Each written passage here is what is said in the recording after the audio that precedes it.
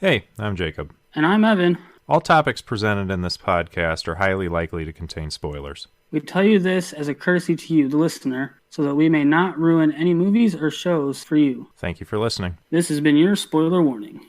Welcome to Your In Depth. Today we're going to talk about Chapter 2 of The Mandalorian, and the title of the episode is The Child. Evan, you were with me, and I'm not even going to ask you how you're doing because there's been several bloopers already. We need to get on with the episode. I hope you're doing better than you previously stated, though. Either way, a couple of reminders that I want to start off by saying, and that is, we've got these benchmarks that we do, and we've done 2 blooper reel already, and hey, there's a lot more content already in this recording session for the next one, so continue to download.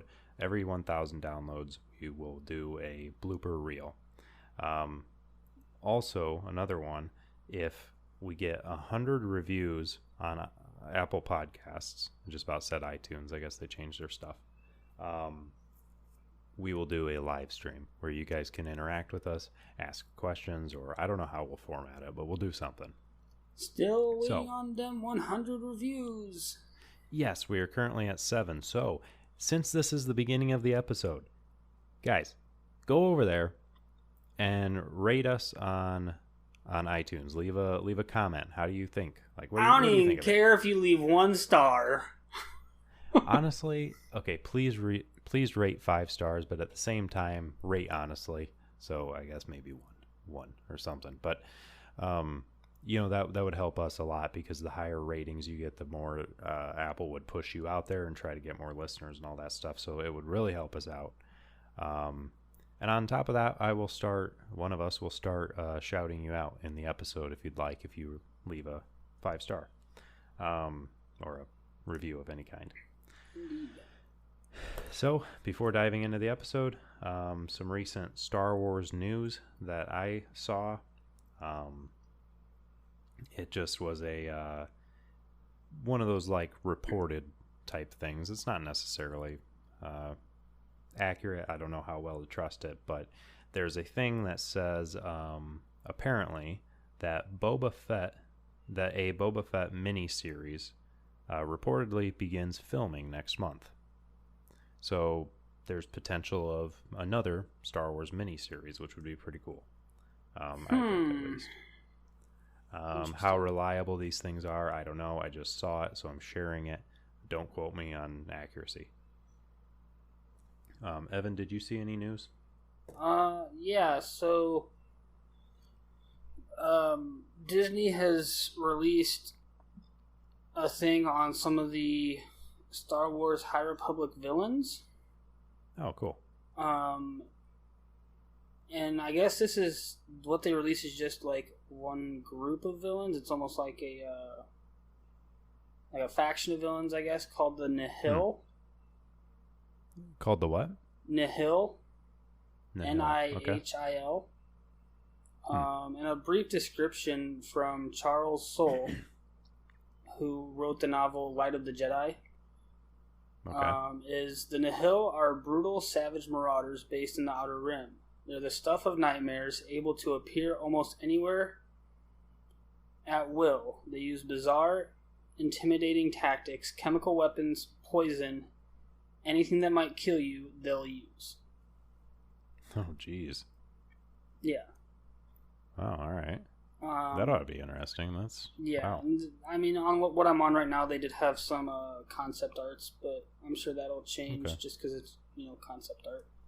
But one of the characters, one of the ones that they highlighted here for the Nihil, is named Martian Rowe. Okay. And where's the description at? I was going to read the description. So Martian Rowe holds an important position within the greater Nihil organization. He is the eye of the Nihil, as was his father before him. He doesn't give the orders. That's up to the Tempest runners, but in a very real way, everything revolves around him. The things that make the Nihil more than just a bunch of Outer Rim raiders all come from Martian. He is also, in every sense, a bad guy. And it's been been fantastic building one around which to focus the darker elements of our High Republic story. And again, that came from Charles Soule. That was kind of his description of Marchion Ro. Alrighty. Yeah. That's interesting. I always like, seeing the, I guess the development and the backstories and the overall just description of characters. Especially, this is kind of cool seeing it as it's coming out. Yeah. Like it's new. It's kind of neat. I like. Oh, sorry. There's actually a second thing here as well. So it's not just in the Hill that they've released concept art for.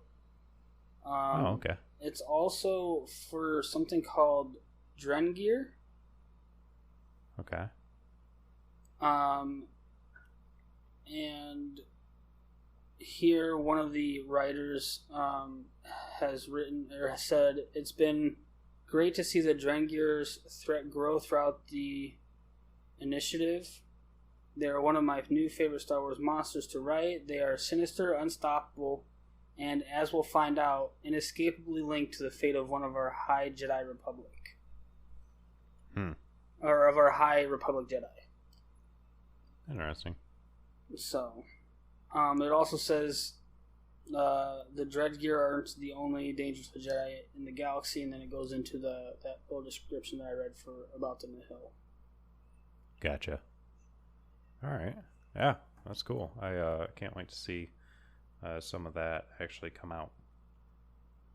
Be neat. Yeah. But yeah, anyway, I don't have any other stories, and there's that. Maybe you can send me a link to that, and I'll post it in the episode notes. Yeah. Not the episode notes, but the description of the episode.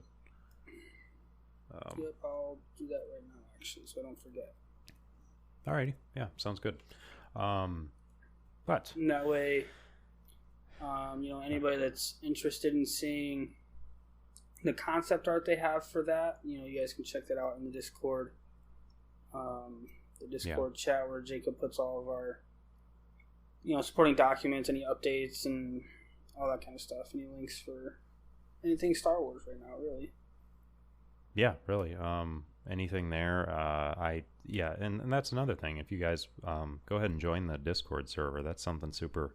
I think, especially with yours, Evan. I mean, your Discord server is the kind of like the thing that I would like the Star Wars in depth one to be, just because like there's a lot of interacting going on in yours right now, and I think that'd be really.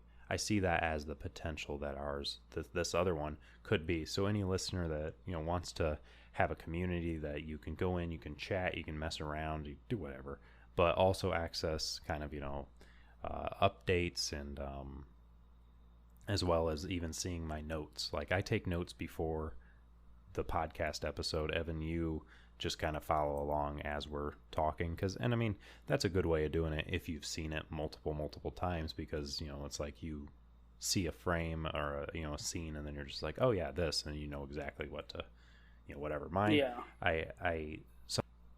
oh sorry, my computer froze there and I was like, oh no, did it stop recording? But it didn't. We're all good. So anyway, I'm one to more so like lay out my thoughts, look at them, organize them, and put them back, So just different processing things there. But yeah, and like, I just like to, because my thing is like, if I sit here and take notes on the episodes, like while we've been doing the Clone Wars TV show, I've been getting per episode in that multiple pages for full front and back notes for one episode. And that's just time consuming because I'm constantly stopping the episode, writing stuff down, starting, stopping, like, and I'll get in 3 minutes into the episode and have half a page full. And so this way I can see it, pause it, speak what my thoughts on it, Yeah, of course. Unpause. I mean, I think that just kind of plays into how we process stuff differently. You do better doing it that way. I think I do it better for myself, going in prior. Yeah. And then anything that I need clarification on, or I think it would be kind of cool to include in the episode, I can prep, and do all that. But either way, my point with all of that is the notes I post in the Discord as the episodes come out. So if you want to see supporting documents, there's a PDF in it, and you can just go and view it. Anyway, so yeah, Discord link will be in the description. But anyway, so Chapter 2 of The Mandalorian is titled The Child. The quick little summary just says, having tracked down a valuable quarry, the Mandalorian must now contend with thieving bandits. That's just the quick little blurb that it gives us. And yeah.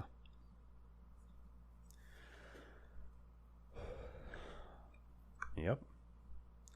So, starting off right away. Jump into this here episode then. It shows this little like lizard thing. Okay. And I just wanted to point that out because, you and I talk a lot about the wildlife and how I've always enjoyed seeing more of that and more of what they create. And so that was just the first thing that caught my eye. I'm like, oh, cool, there's more, kind of like similar to last episode, the blurgs. It's just kind of cool to see these things. Yeah. Well, and my thing with the wildlife, though, is like a lot of movies and TV shows that you watch don't really show a lot of wildlife. Like if you go and watch like Game of Thrones, you see a wolf or two every once in a while. The animals that you see are usually like maybe dogs and horses and cats. If you go and watch, oh god, what was it? I mean, even if movie-wise, if you go and watch like it's true. It's not Marvel movies, not like superhero movies, you don't see any wildlife. You don't see any of that type of stuff. I think it's really cool. I think it's really cool how Star Wars really, not just with The Mandalorian, but we've seen quite a bit with The Mandalorian, but in Star Wars in general, it really brings the wildlife to life, and it really actually shows that, hey, wildlife can be a threat. Yeah. And, like, obviously with this little lizard that shows up at the very beginning, it's not a threat. Man, I cannot wait. It is more wildlife cover than you get to see. The second episode of season 2. But we will, obviously we're not doing that yet. But anyway, so it shows the lizard, and then it just kind of sets the scene. It shows what's going on. Mando has retrieved the target, which is the child, and they're just walking through this valley. And he's just kind of, going along, and the child's in that little floating pod nearby, tracking along and just following. And these lizards, the lizards going to show up again, and they're following, they're watching. But those lizards show up again. A little too silent about this scene, and it just kind of gets to the point where it's like something's up, and Mando notices this. He stops, and he looks around, and he like puts his hand over his pistol, and he's kind of like looking, and then raiders kind of pop out and attack him. And a fight ensues. And go ahead. Yeah, and I mean, I just had the overall feel that we get from Mando just walking down this valley. The one thing that I don't really like about it is it's very typical. In the sense that in every movie or TV show I've watched, when there's like an ambush about to happen, there's never any music going on. You hear the wind. You hear a little, maybe hear a little critter, like a little bird make a chirp or something like that. It is a very generic scene. And it's always the same, which, again, because I mean, The Mandalorian definitely goes out of its way to bring new stuff and just kind of go about things in a new direction. Oh yeah, But I this mean just it seems follows very, the same format as a lot of different very movies, standard and to exactly a lot what of you're stuff. saying. Like as soon as an ambush is about to happen, it's like music fades, the tone's different. It's almost like suspenseful, right? The music fades, it's too silent. It's Yeah, and it's like it's almost emphasizing the like silence as so much it's almost so like that every even sound you like the hear is other sounds muffled. that are going on are muffled out, and so it's like this kind of happens, and then it goes Hmm. completely silent, and then things are kind of like looking. The Yeah, main guy like gets ready. He's kind of like something's up, and then like almost a jump scare, but something jumps out, and then yeah, it's like the ambush happens. So it is a very generic scene, but no. yeah. And I mean, don't get me wrong. It's not like it's a bad scene. It's just, when I watched this episode for the first time, I was like, "Whoa, that's pretty cool!" Like when he's fighting these guys. Yeah. But like after watching all of season 1 and now going into season 2, and seeing how the Mandalorian has approached different scenarios in a different manner. Yeah. Looking back now, it's just like I'm sure they could have come up with something different for that. No, and But I mean, really have nothing to by no means whatsoever is complain it a bad about scene. That's not what I'm saying. It's regarding this. I mean, it's but it is kind of you can see it coming kind of thing, and not every scene is going to be unique and unpredictable. So yeah. I will say though, it's really cool right there at the end of that fight when that last guy is trying to get to the child, and Mando grabs his rifle and just disintegrates him or disintegrates him. His weapon is pretty unique. We've never in that way seen anything like that in Star Wars. A stinking weapon that literally he like it's a single shot freaking vaporizer. Yeah. Like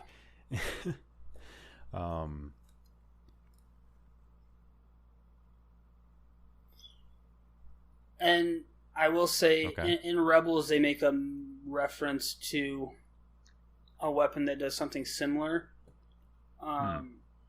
When one of the characters is talking, because he sees like one of their enemy guys has it. It's not the same weapon as in this, but it's one of those other ones like you wouldn't expect that in Star Wars. That's fair. And this is Mando's rifle is definitely one of those weapons where you're like, that guy was didn't running, see that coming. Like, oh yeah, he's gonna shoot him.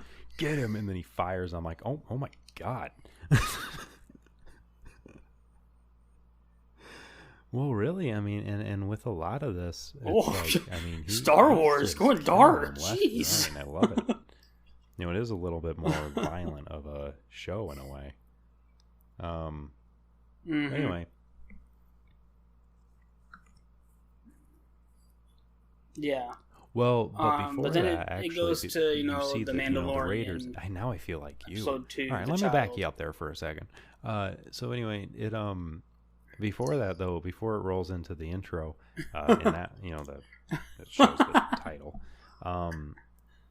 After he vaporizes that one, he notices that one of them has a tracking fob, showing that there's a lot of people after this bounty. You know?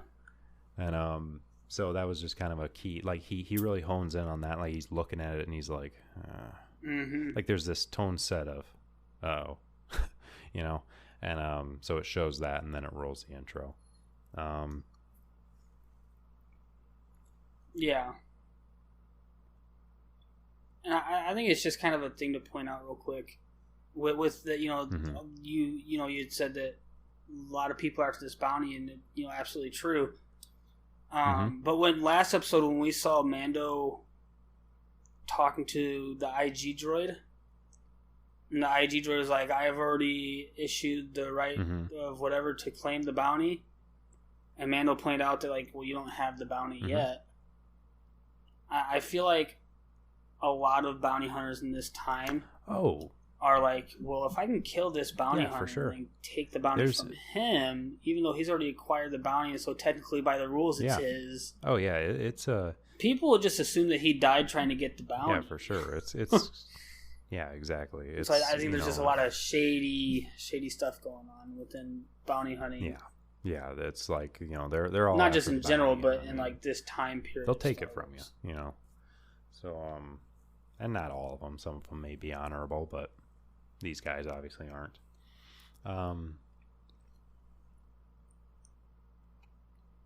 Yeah. Mm-hmm.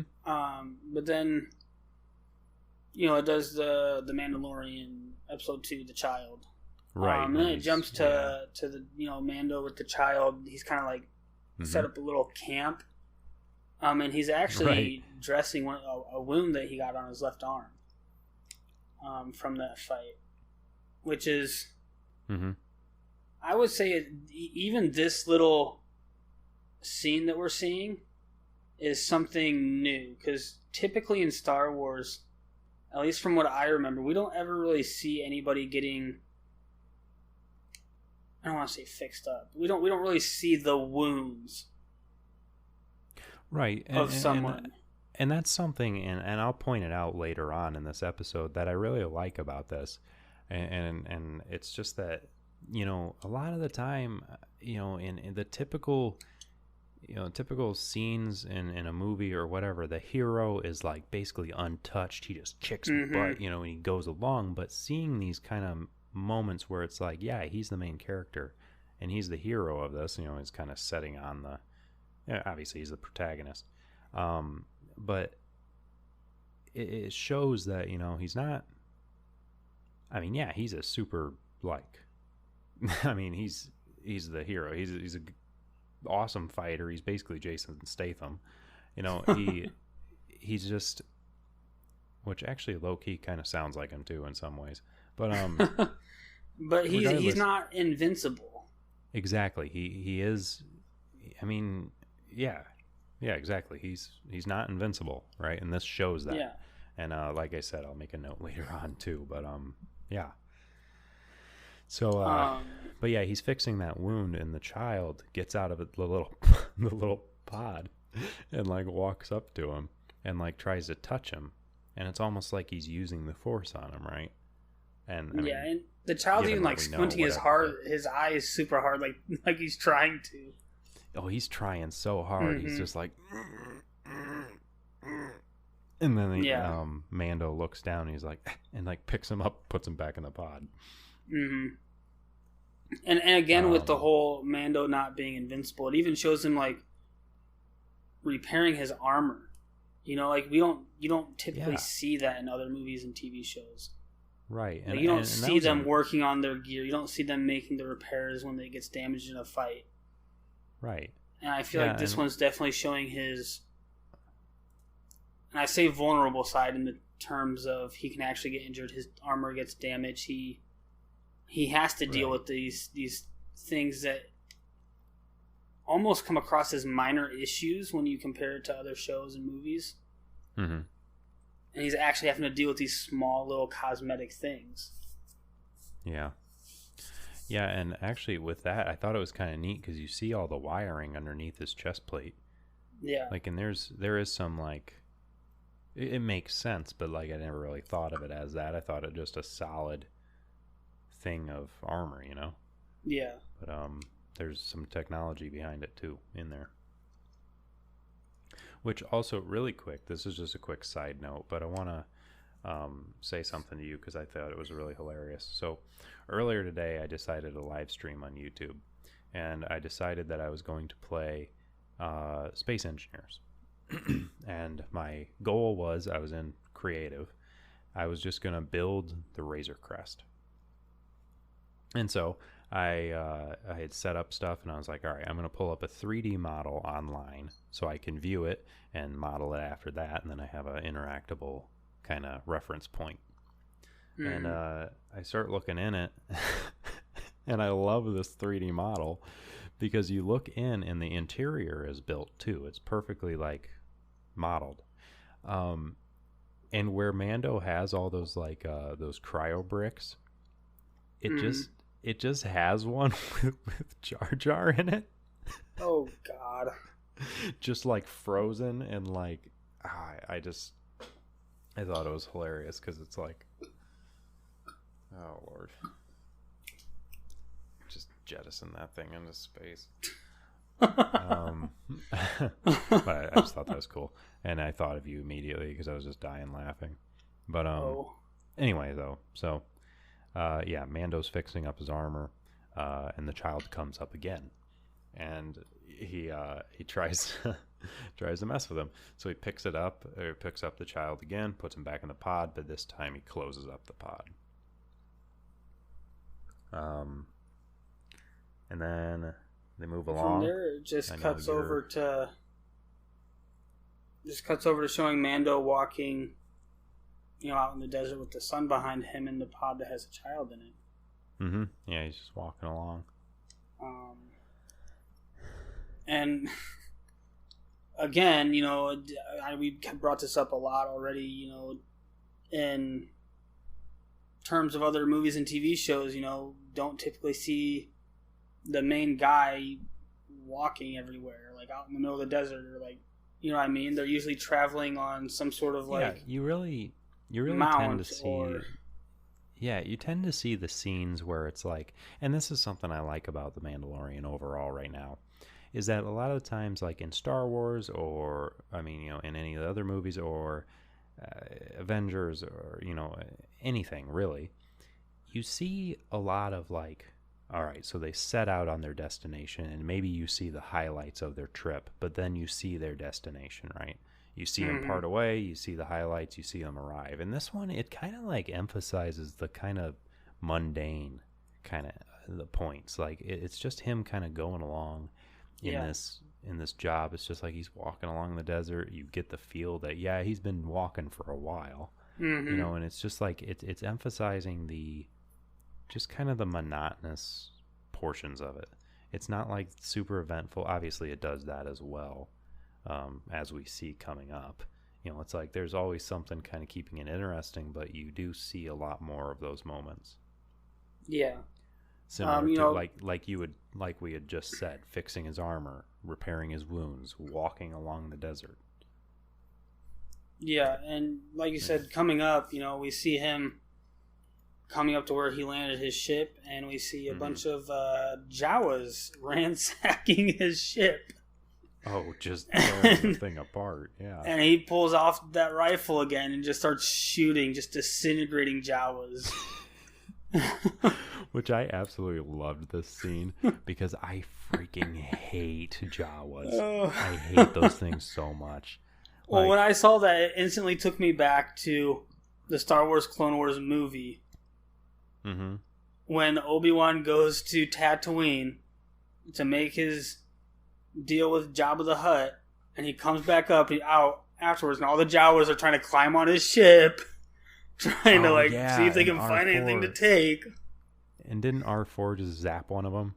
Yeah, and R4 just pulls out the little zapper, and they just take off running. Yeah, because they're always scrapping things. I hate it so much, dude. I would, and it's just like, with any of these, and it was kind of funny because, so I saw this happening. I saw Mando, or the Jawas destroying, or taking apart the Razor Crest. And in any movie or anything that I watch, I put myself in those shoes, right? And I really kind of view things with I want to say empathetic viewpoint. It's like if somebody loses a loved one in a show, I kind of feel sad. And I think anybody does this, but I kind of personalize it too much, I think. But anyway. Like me. All right. Wait, unless you're what? So unless you're like me. Oh.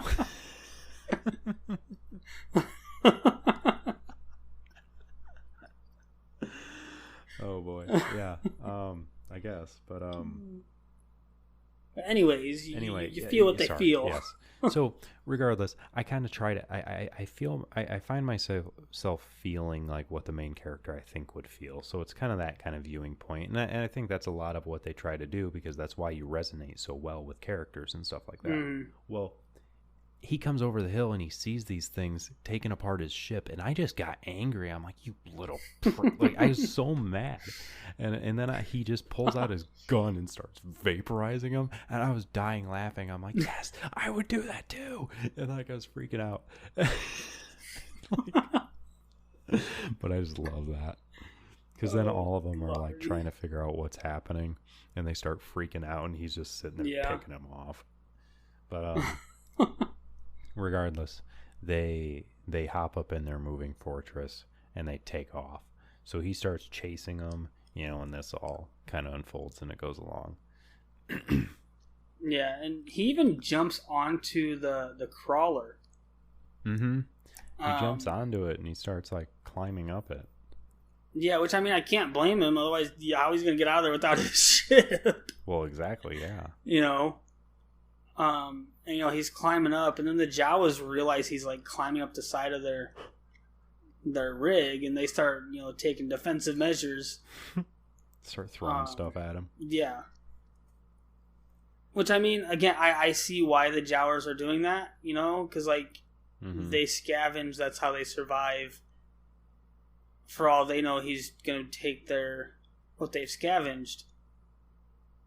Yeah. And that's a threat to them, so they're defending what they believe is their own. And I just like how the child spot is just chasing after the crawler. Exactly. Yeah. And the whole time I was sitting there, I'm like, where's the child? I mean, I know that it kind of tracks along, and then you see in the bottom left in one of them, it just going... It's just hauling. Yeah. I also liked how, like, as they're climbing this up, one of the Jawas opens... Sorry, hold on. Yeah, the Jawa opens the little, like, visual thing, and Mando like tries to climb into it, and he just closes it and slams it on Mando's hand. Oh yeah. And then give me a sec here. Okay. Quick pause. Sorry. All right, so we are resuming now. There was just a quick break as I heard something on the other side of my door, and I thought maybe I was being too loud, and my wife had woken up or something. I don't know if that was the case because I didn't hear anything after it. And then Evan started hearing something in his apartment. Some idiot smacking the ceiling underneath him. Something like that. What? I'm just going to go hang myself. Oh, all right. Well, there it is again. But regardless. So anyway, so sorry for the brief pause there. We were at Mando the point... was climbing up the crawler. Correct. Yes. So, I was about to say, I thought it was kind of funny. He was climbing up it, and one of the Jawas pokes its head out the window and like is looking at him and like throwing stuff, and he grabs it and he just pulls it out and throws it off. And he keeps going up it. He throws another one off. He gets all the way to the top, and they like the thing he was climbing up, they broke, but he still got up to the top. And then he got up there and there's like 20 of them staring at him. And they just tase him and he just falls off. And so then, yeah, and then it gets to the next scene to where it's just him laying in the dirt and the child's just sitting there staring at him.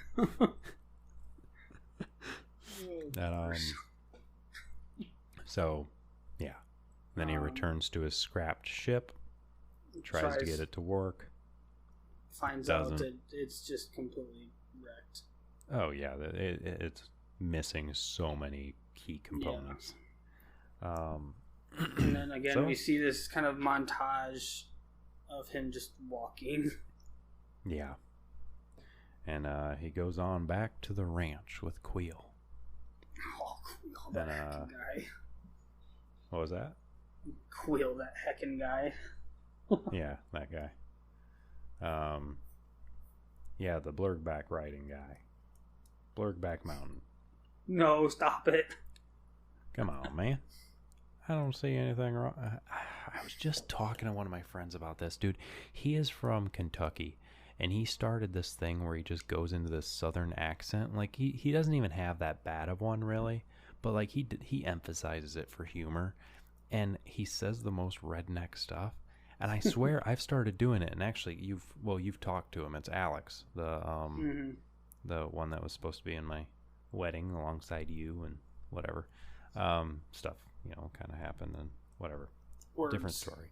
Anyways. But anyway, nothing bad, by the way, for the listener. Just he ended up having COVID, and then he couldn't make it.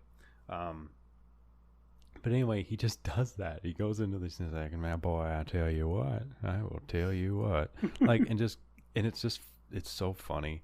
But like, I catch myself doing it now. Like just now, back to the ranch with Queel. I said, and I started doing that, and I'm like, no, I gotta stop. But anyway, so yeah, he goes back to the ranch. Basically, I don't even know what you would call it, but that's what I'm calling it. He goes back to Queel, and as he's talking to him, figuring out and telling him what's going on, you see the child chasing a frog. And Queel talks to him about what it is, and he's like, he's mad. Mando's mad, and he's like, they destroyed my ship. And he's like, they didn't destroy it, they scavenged it. They don't harm the parts, they just take them, or something like that. And then at the end of this little scene, he yells at the child to put the frog down, and it looks over, and the child's eating it. And he just swallowed it. Yeah.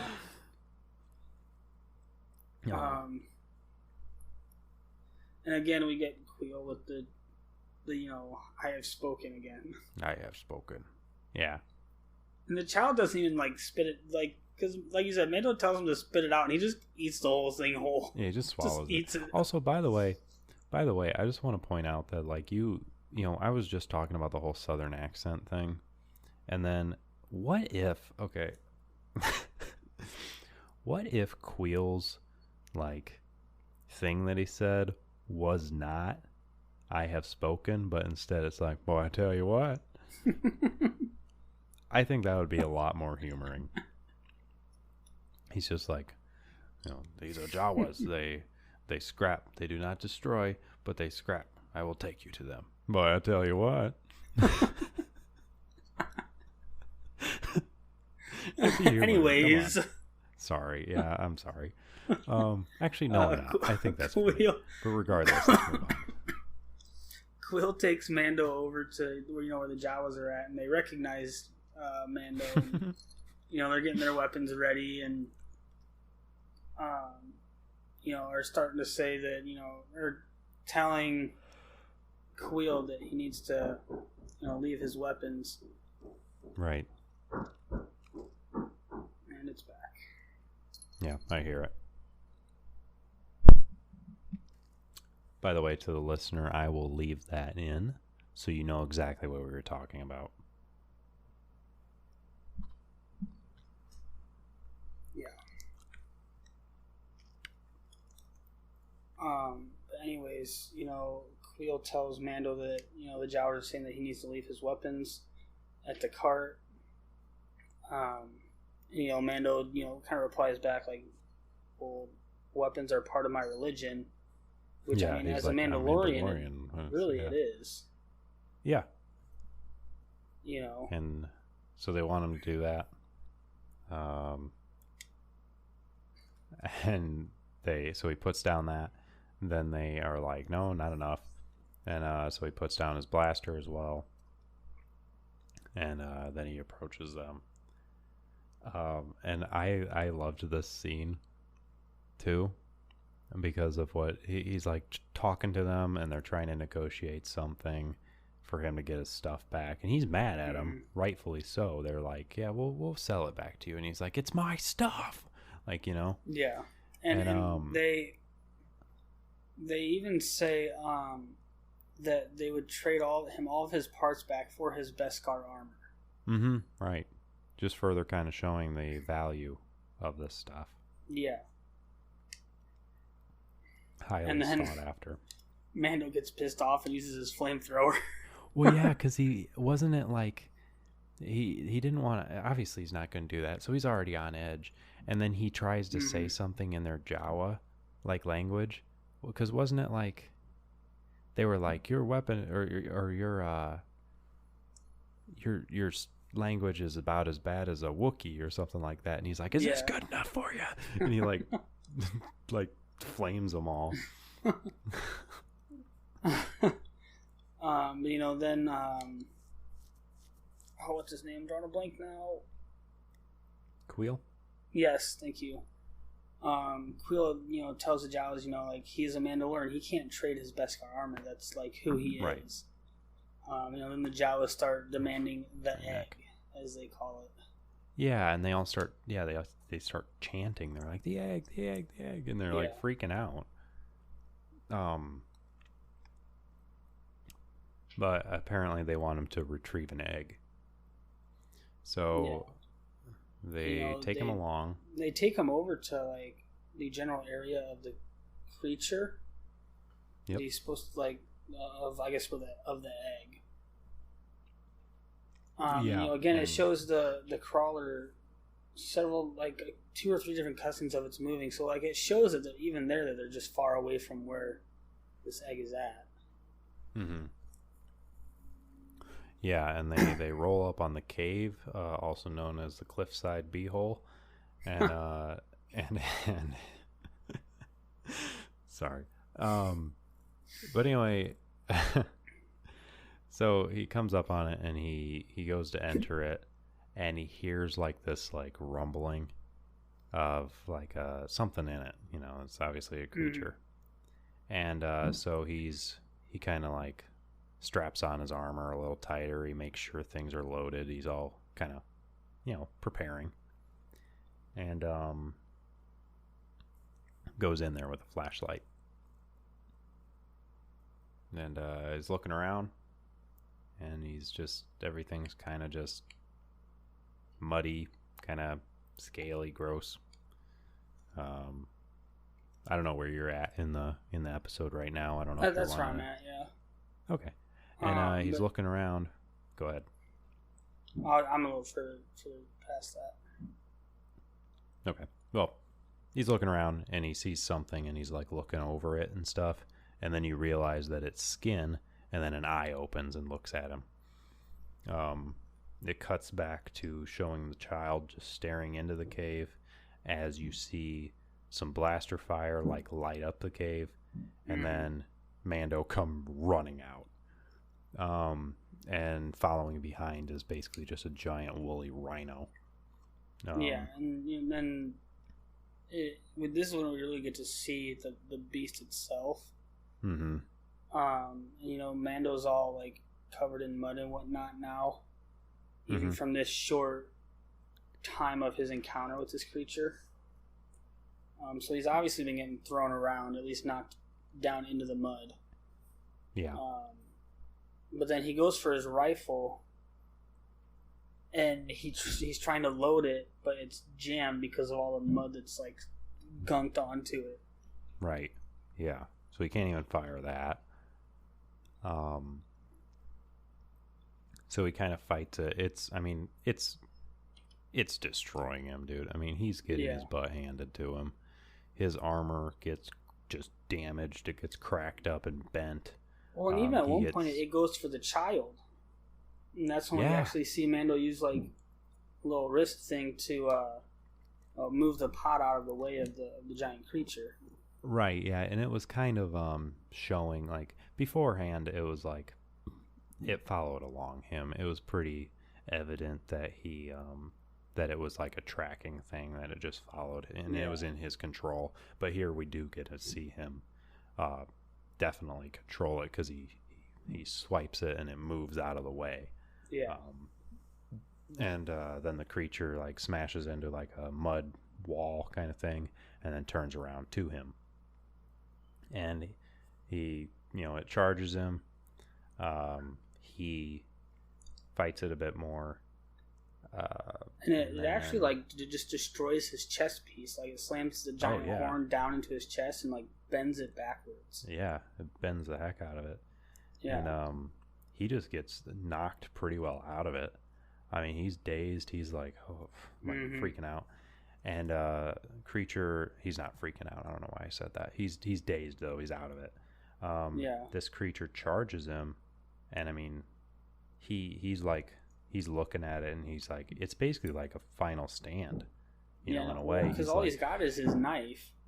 Yeah, he pulls out his knife, but as it's coming at him, it raises up into the air, and you see the child, doing his little squinty-eyed the Force. I mean, the Force. We know what it is, but thing, and lifting it and saving him, and then the child faints, and as the beast is kind of like wobbling around, Mando leans forward and stabs it in the neck, and then as it falls, he like twists it around a little bit. He kills it. And then he enters the cave and retrieves that woolly egg. But yeah, and then he checks on the kid, and it's, I think, I don't know if it shows a specific scene with him looking at the kid, but it shows it. It shows the child, and he's like, I mean, he passed out, like he's asleep. Yeah. So then it goes back to the Jawas, and it shows Queel basically being like, all right, fine, I'll wait for him or something like that. Like they're over it. Like he's been gone a while. They're like, whatever. And as they're closing up their moving fortress, and they are getting ready just to, I think, maybe even leave, in comes Mando over the hill. And he comes in, and Queel greets him, and I think he goes, maybe it's not at this point yet, because right now the Jawas are like holding the egg, and they actually like cut it open.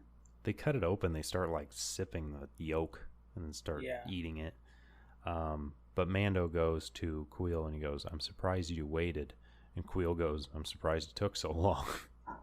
Kind of like just a kind of a funny dialogue there, but so they got them the egg, or Mando did, technically the child as well, but they got him the egg, and then Queel and Mando take the parts, they get them back, and they take them along, and start reassembling his ship. Yeah. The whole time they keep checking on the child, and he's asleep. Well, yeah, because even Queel makes a comment, like, asking, like, is it still asleep? Mm-hmm. And man was like, yeah, it is. Yeah. And, it's just, obviously the child just exerted itself an insane amount with, like, using the Force. Yeah. On that creature. Mm-hmm. And Mando and Queel both like even make comments of saying like they don't even like they have no idea what that was. They have no idea how the child could have done that. Yeah, because Queel's like talking to Mando, and he's like, "Explain it to me again. I don't think I understand," or something like that. And Mando goes, I don't either. Pretty much. Jeez. Yeah. Dude, just kill him. Just go down there and just shoot him. Anyway. Mando says it's going to take, like days to fix his ship. I thought it was kind of funny. Queel kind of like retorts back like, well, yeah, not if you help me. Yeah, pretty much. He's like, well, if you help, it'll take half as long. Or something like that, yeah. Yeah, and so, Queel and Mando set about the task of putting the Razor Crest back together. Yep. And actually something I didn't even make a note out of, but I remember thinking when I was watching these, Mando, like, and obviously it's his ship. It'd be basically translating to you knowing your car, but like he knows how to freaking work his ship and what to repair. Like, I mean, this thing is damaged to the point where space is leaking in, and he is able to reassemble it to the point where it's perfectly operational. Like, no matter how much like it's not destroyed or whatever, but he knows his ship. Mm-hmm. And it's just kind of cool to see that knowledge, And again, Mando tries to pay Queel, and Queel says, "No, I can't take that." He actually says, "You are my guest, and I am therefore in your service." Yeah. Which I guess it's like an honor thing for Queel. Like, to him, he's honor bound to help. Mm-hmm. But Mando even offers, to pay Queel to become a crew member on his ship. Right. even tells Quill that he can pay him handsomely. But Quill, declines his offer. Right. And Mando follows it up by going, well, then I guess I can only, or something about, he's like, I offer you my thanks or something. Mm-hmm. Well, and then Quill even says, well, I will offer you my thanks as well for bringing peace to my valley. Right. Meaning that Mando took out the Marauders that had the child in the last episode. Yeah, and as Mando is taking off to leave the planet, Quill is on Blurkback, just waving him off, being like, see ya. And then Mando leaves the atmosphere, enters into space. He checks on the child, still asleep, but as he turns away, the child wakes up a bit. It's kind of looking around. So, I mean, that thing, it exerted a lot of energy. Like, it was out for a while. Yeah. Well, if we go by what, Mando said about fixing his ship, at least a couple days. Right. Yeah, I mean, this thing's out for... with all the time it would have taken... a couple days. For, Quill and Mando to get all of his ship parts on that cart and bring it back to his ship, get the ship repaired, do their checks to make sure it's good, all that kind of stuff. Yeah, and that wasn't even taken into account. We don't know how far away from that fortress they were. Like, how long have they been moving, Yeah. So it's like, yeah, this thing's out for a while. But anyway, it wakes up, and then the ship takes off further into space, and they're on their way, and the scene ends. And that's... that is the end of Chapter 2 of Season 1 of, Chapter 2 regardless, Episode 2 of Season 1 of The Mandalorian. So, yeah. There's that. Man, I'm tired. I don't even know why, all of a sudden. But, anyway, though. I guess, I don't have anything else to say. I don't really have any comments or anything like that. Okay. Well, in that case, then, thanks for joining us on Your In Depth. If you want to get in contact with us, we do have an email that will be in the description. That is yourindepth@gmail.com. And also the Discord server and all that stuff we said at the beginning of the episode. But be sure to check that out, join the Discord. Definitely leave reviews on Apple Podcasts. And share around with your friends. Keep listening, and we'll be covering Chapter 3 next episode. Yep. And if you all want to see other stuff by myself or Jacob, you can check Jacob out on YouTube at Rude, Crude, and Socially Unacceptable. And you can check me out on YouTube at Future Instinct if you guys want to check out any of our other stuff that we've been working on. Yeah, if you miss us too much in the meantime, we've got ways of you still hearing from us. There's a bunch of uploads. And Evan, you live stream often, so there's also that. Yep.